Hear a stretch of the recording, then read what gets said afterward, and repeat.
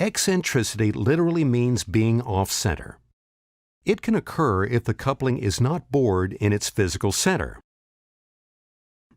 or if the bore is bigger than the shaft, and the set screws pull the coupling out of center.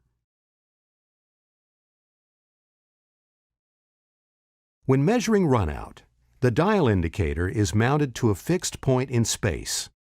If the coupling is disconnected, attach the dial to the shaft opposite the one you want to check. Or if the coupling is connected, you can use the mag bracket to mount the dial indicator to the base of the machines, or any other fixed point in space.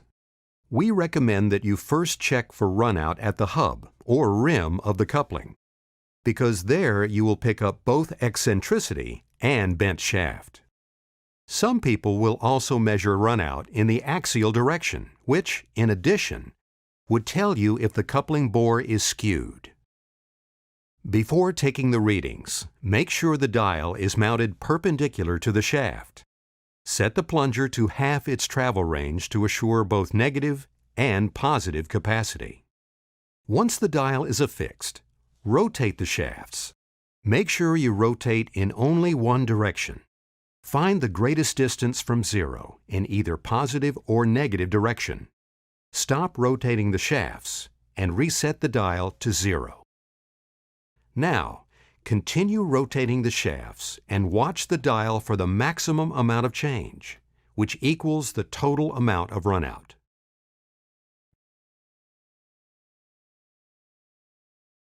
If the runout is within acceptable limits at the hub, 2 thou or less, then the coupling must be bored properly enough, and the shaft is reasonably straight and within acceptable limits.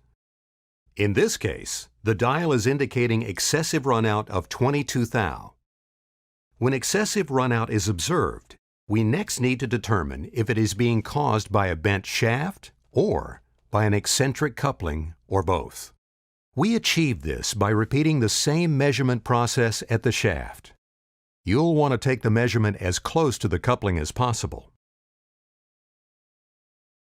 In this case, there is 21 thou of runout at the shaft, accounting for most of the 22 thou of runout we observed at the coupling.